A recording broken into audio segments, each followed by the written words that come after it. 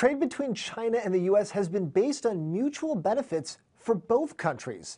This relationship is in the spotlight now as people discuss whether or not President-elect Trump will follow through on his large import tariff plan.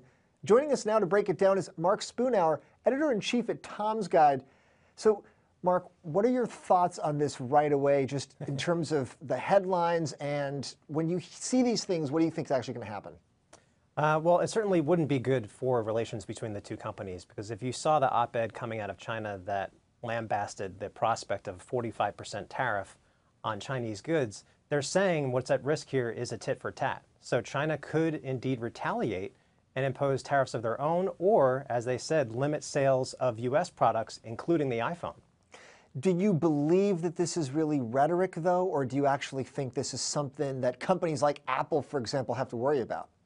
I think it's rhetoric that people have to worry about, right? Because I think Trump has to, in a way, to make good on his campaign promises, follow through with some of the tough talk. So it might not be as much as 45%, but it might be, more than 15%, which is supposed to be the standard. And if you want to go above that, there has to be sort of a so-called state of emergency. So Trump could go that far, but it certainly could impact stocks and Boeing too, because China is their second largest importer. What's the most likely scenario to play out, though, in your mind, based on what you've read and people you've talked to? Sure. Well, I think this is really just a way to get China to the bargaining table. And just on Friday, Trump met with the Chinese president, and they said they had a pretty good conversation and they both respect each other as leaders. So I think in the meantime, you are going to see a lot of tough talk coming from both sides before they're able to come to some sort of agreement.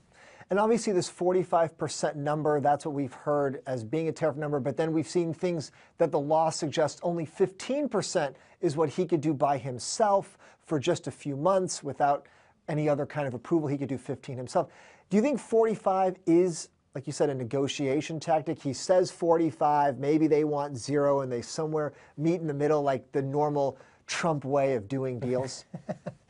Yeah, and this way Bluster could help or hurt him depending on how China reacts.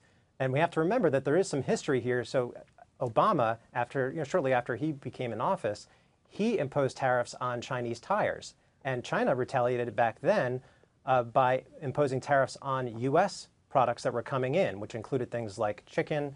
So I think what they want to do is avoid this tit for tat that could result from a lack of negotiations. So I think what Trump is really trying to do is spur those negotiations. So we mentioned some things like tires, like chicken. They're not necessarily tech, but Apple is such a big player in terms of what it means for the American economy and what they're trying to do in China and emerging markets. How would Apple sales in particularly get affected by something like this in China?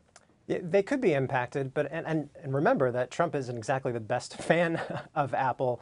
And he has asked them to try to bring as many jobs back overseas to the U.S. as possible. But as Tim Cook has said, it's just not something that's doable given the fact that we don't necessarily have the skills or infrastructure here. Apple is really known for creating jobs more in the IP sector in the U.S. And they're also in the process of creating this huge campus. So it's not like they're not helping out the U.S. economy. It's just not in the way that Trump wants. So Apple probably will respond, but not necessarily through official channels. They'll probably have backdoor conversations with Trump saying, maybe you don't want to do this. And are there any other tech companies, let's say, besides Apple? I don't know if it's a Google or Facebook since they're more software names, but is there another tech company that you're looking at that you think, wow, these guys could be impacted really hard and people aren't talking about them enough? Not necessarily. I think Apple is the big one just because of how much business they do in China. And certainly they're trying to make the most inroads there because there's a saturation point in the US when it comes to smartphones. They want to reach the next billion people when it comes to connecting folks. But it could, if Apple is impacted in a negative way, it could benefit those who are already in China, like Huawei, Lenovo, and others. So this is the type of war that Apple's rivals would like to see.